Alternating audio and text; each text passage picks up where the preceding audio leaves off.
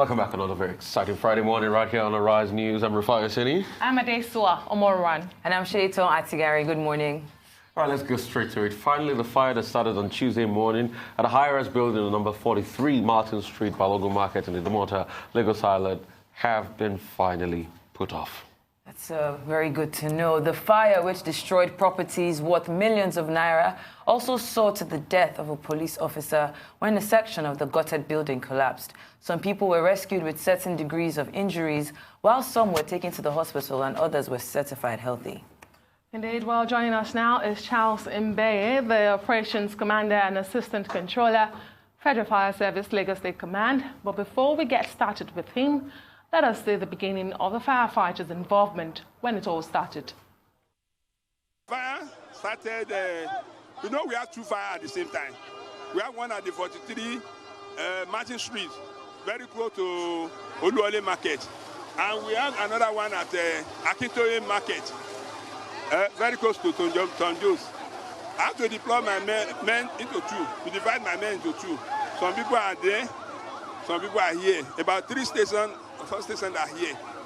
And the only problem we have at initial stage is that crowd control. Because you can see by yourself, there's a lot of people. And some people will like to touch somebody's property. Some people will like to survey their own property. And this one will cause a lot of problems. They did not even allow us to walk until we are many that will see the help of police officers. So at what time exactly did your men come on ground here? Exactly the time they called us, we turned out. But I cannot figure the time now. But if I check my station ID, I know. Because some people we talked to said it was for over an hour, up to like 9 hours. And then within that fire... Don't mind them. They are the people that cause problems. If there is fire, instead of them to assist us, they would like to fight us. They are not aware of what fire can do. Instead of us to fight fire, they will be using a bucket. Some people will say they want to use water with homo, which is not right. So until when we come there, so that's the only problem. We have difficulty in that to access. And there's no hydrant within vicinity. I didn't mean we have hydrant. This one is a small fire. If I may ask, for now we have the fire service truck. Do you think this is enough? Don't you think that there could be other facilities, other things deployed like helicopter or what have you? Helicopter in this, we don't need helicopter in this one. The only thing we need is snorkel. And we have been using a Union Bank snorkel. Other day, we are using a UBA snorkel. That one is enough. If you got it, where do you think a helicopter will stay here to fight fire? From what we've seen so far now, from your point of view as an expert, how long do you think this fire will take for it to be put out and put out? We cannot say specifically until when we see the end of the fire. But if there's any access, because there's no accessibility to that, the root cause of the fire, until when we can get the root cause of the fire before we can be able to cause the... but there's no accessibility. If you can go up and fight fire direct there will be no problem. We are fighting fire through the window now because there's no accessibility. And the condition of the building now is not advisable for somebody to go up. Well, there you have it. That was on situation report on ground on the day of that fire incident at the CBD, Lagos Island. Well, joining us now is Charles Mbeye. As we earlier told you, is the Operations Commander and Assistant Controller, Federal Fire Service, Lagos State Command. Thank you so much for joining us. Good morning. Good morning. It's a pleasure. So you listened to what your man said on ground. First was crowd control. That was a difficulty. But let me begin by asking you, it's about 48 hours after that fire was put out. Do we know what started the fire now? Well, at the moment, our investigation team are on ground to carry out investigation and come out with the actual cause of the fire. But for now, we don't want to preempt what they are going to do because we have a different department. After we extinguish fire, they go there, we take some of the materials there to analyze it and come out with the actual cause of the fire. We don't want to preempt. Well, isn't it possible to say what the likely causes would have been from what you've seen on ground? Because there were reports that there were 2 fires, by the way. One fire raged for 24 hours up to the next morning, and that's the fire I'm particular about.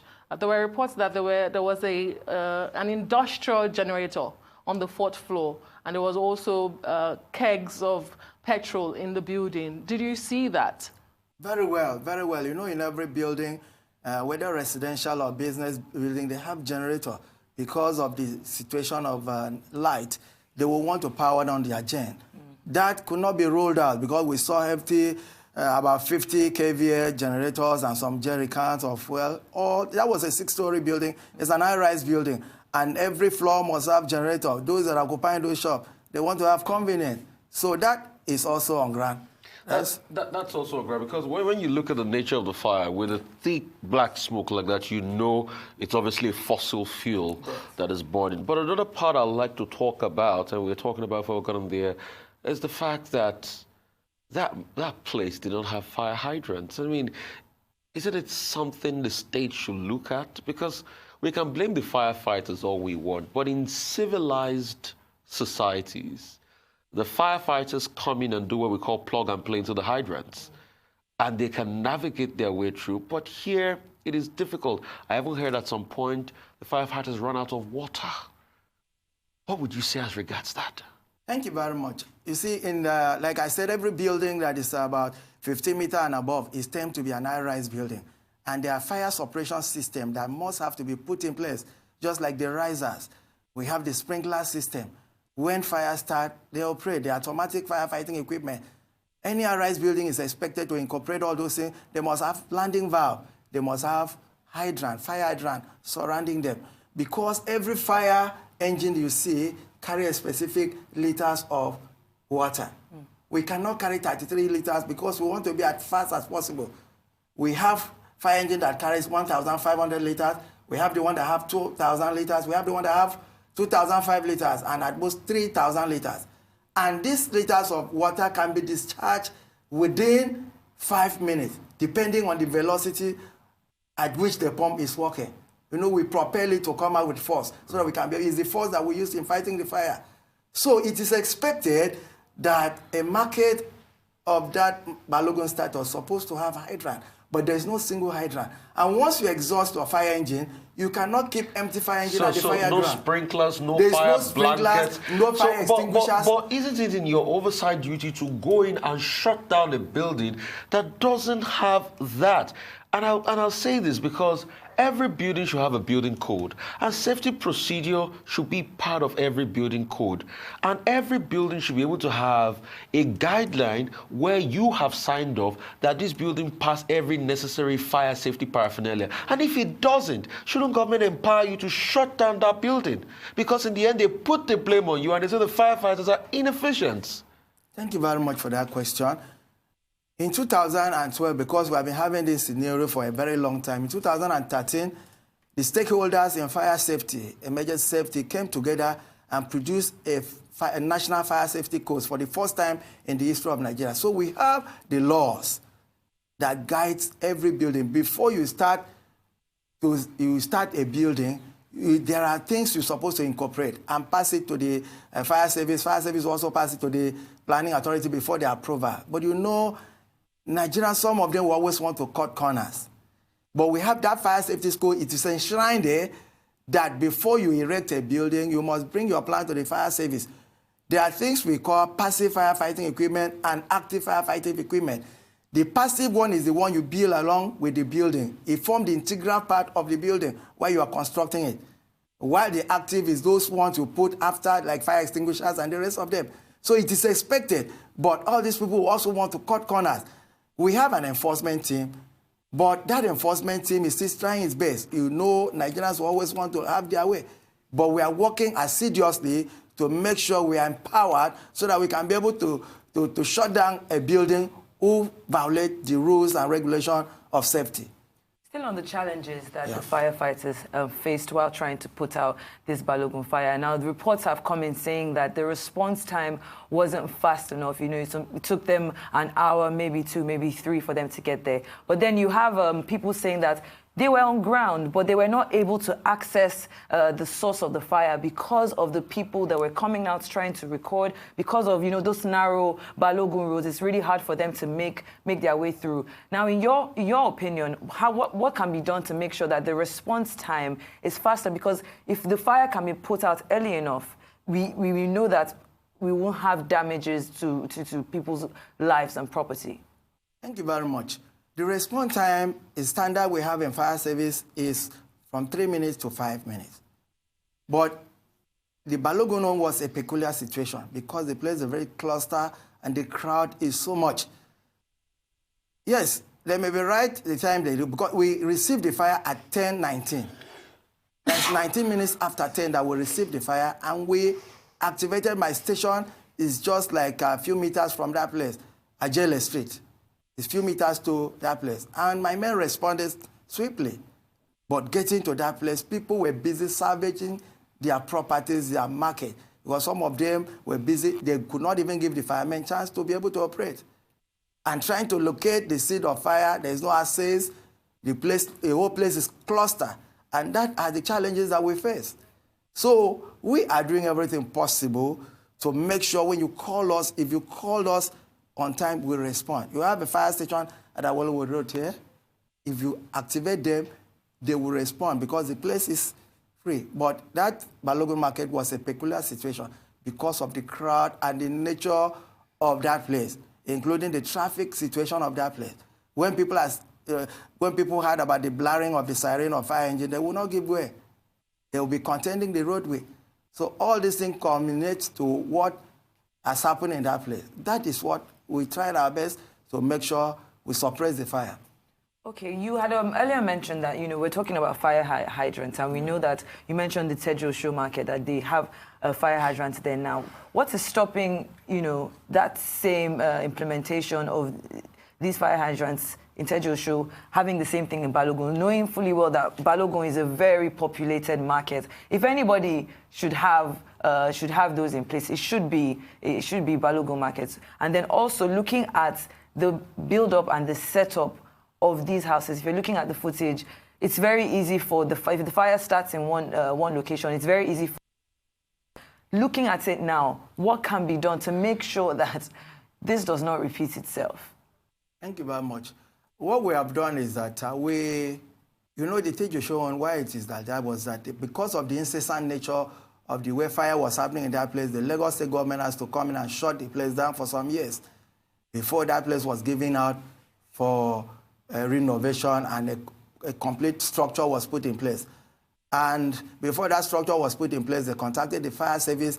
We carry out the risk assessment and make recommendations, make a lot of input. That is why we can say that if you go to that market now, it's safe. You can do your business and go and come back. We are still expecting such a thing to happen to Balogun Market. Maybe the Lagos State government should come in and take decisive decision on what to do so that market can be restructured and given a new lease of life. Because at it where anything can happen at any given time because the buildings are so clustered together. It's easy for fire to spread from one building to another because they are in close proximity. So we are going to work. We have already started our work. We have written to all the market leaders. We are inviting them for a meeting, and we are going to work together to make sure this time around that our laws are respected and they are complied to the letter. We have been doing our best. We have a department that is saddled with the responsibility of going to marketplaces, public building, private building, to enlighten people, to talk to people about safety. Okay. They have been going, and they will continue to do that. We're talking about the political will of the Lagos State government. We'll go on a quick break, and I'll be right back to talk some more about preventing fire and fighting fire in Lagos State.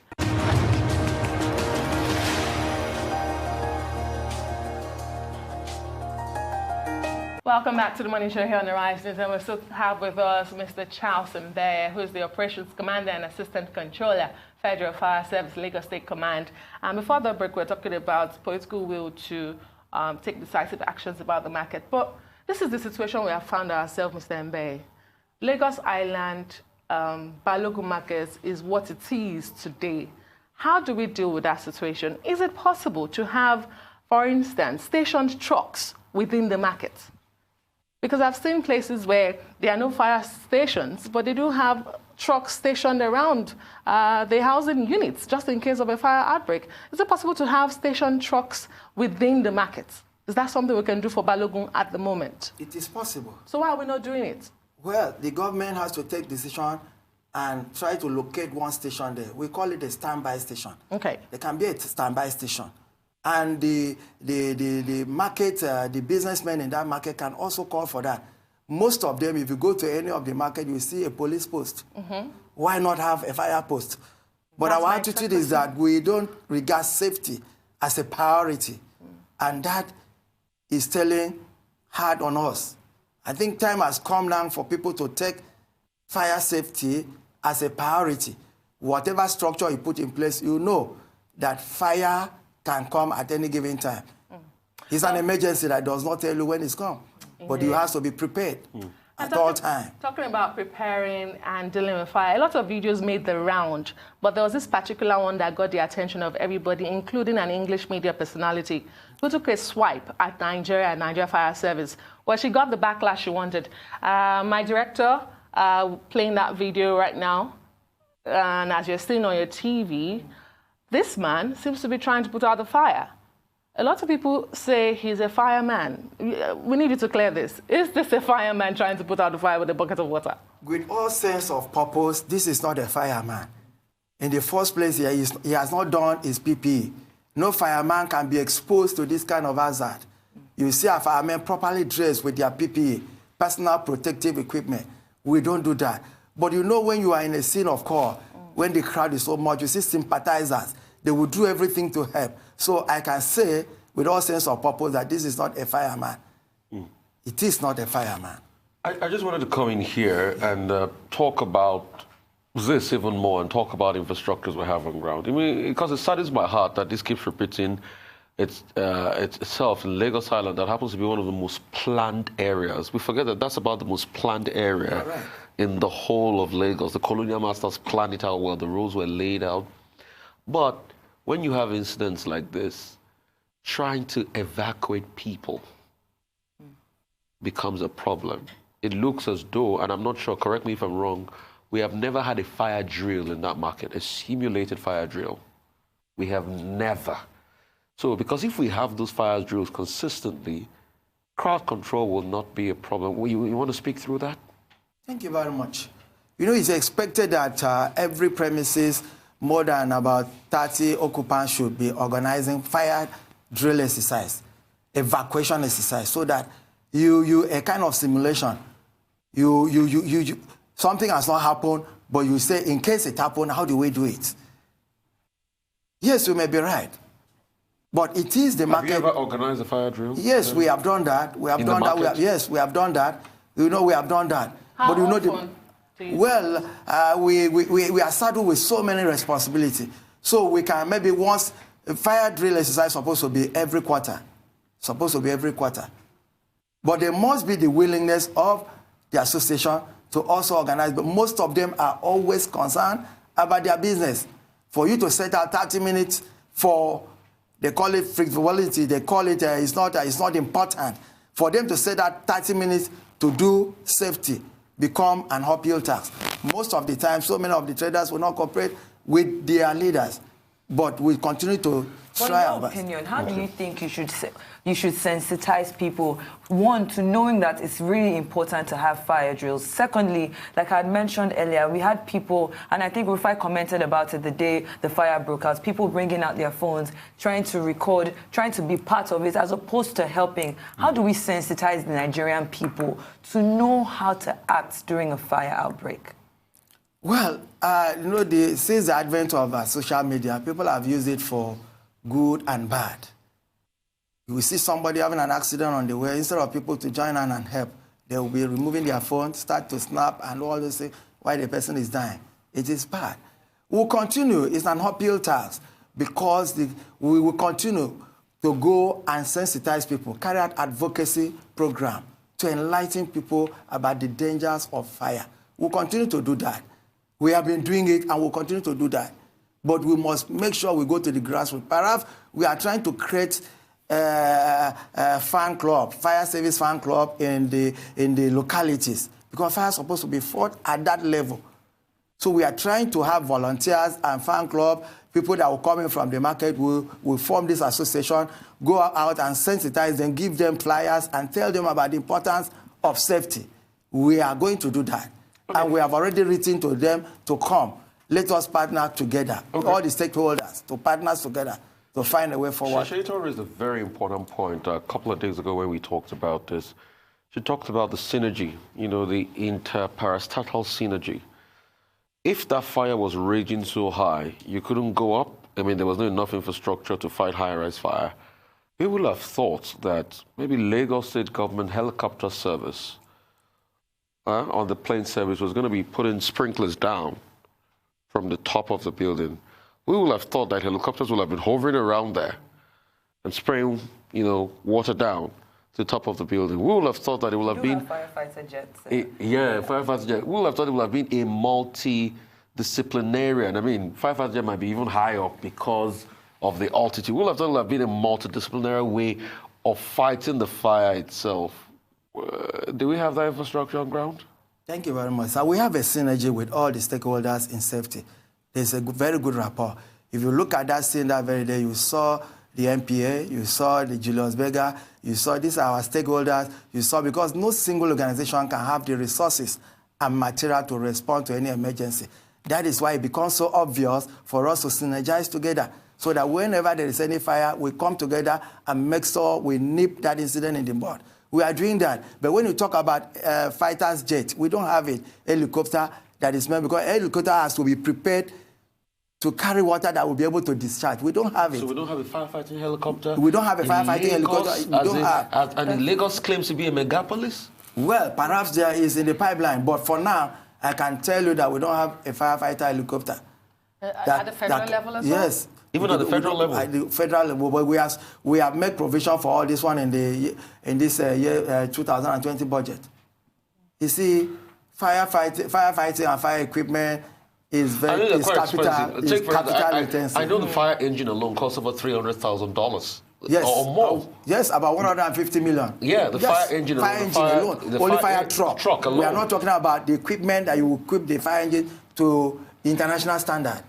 It's very costly. It's capital intensive for, that is why you see some people, you may want to have a police post at this office, it's possible, but you cannot have a fire post, because a fire post without fire engine is nothing to write home about. Because what's the insurance on ground for your firefighters? Because you see, it is one thing for them to do a gallant job fighting the fire yesterday, but do we think about the ripple effect on their lives, on their family's life? They inhale all sorts of material.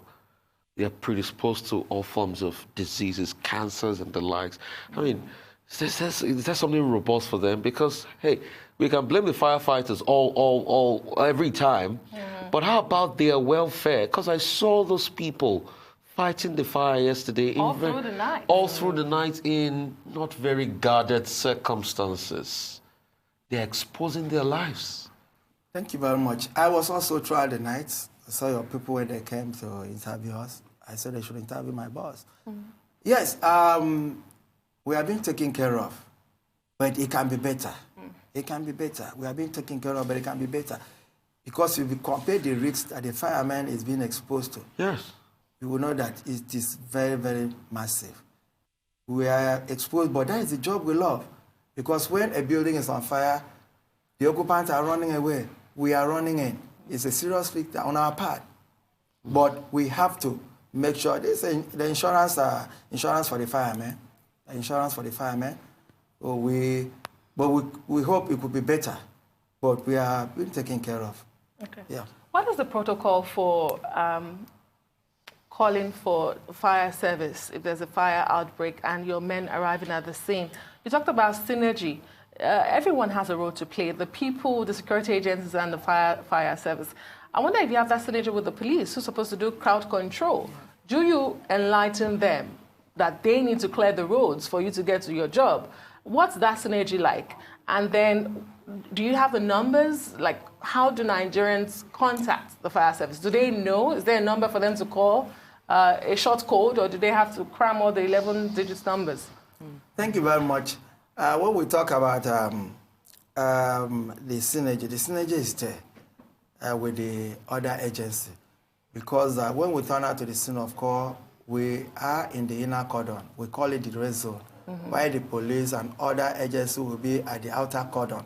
Their job is to cordon up the crowd. Well, with the incident in Balogun, would you say they did that? Well, they tried their best, but the number of the people in that market, over whatever number they come with, you know what Balogun Market is, we overwhelm. So we have that synergy. We are working together. Mostly this Lagos Island, we are having a series of meetings with all the area commanders and DPOs, trying to strategize on how we can make Lagos itself. We are doing that. And when you talk about number, that is why it always baffles me when people say they have been calling on fire service. Most of them, we sample their opinion, they don't have the number of fire service to call. But when there is an incident, they say, I've been calling on, ask them, what number did you call? We have a number that you use to call the fire service. We have the conventional number. I also have the 3-digit number you were talking about. Okay. We have the 112. You can use it to get to fire service. We also have the 767. Okay. You can also get to fire service. We also have our control room direct, because this 767 we are talking about, if you call them, it goes to the control room of the Lagos State. Okay. And they will ask you the services that you require. Is it the fire service? Is it the ambulance or the police? Because the three of us are sharing that number. Okay. So in order for you to avoid that protocol, you can call the Federal Fire Service or direct line, which is the 11 number digit you are talking about, which every one of us, we have that. Thank you so much, and thank you for all you do.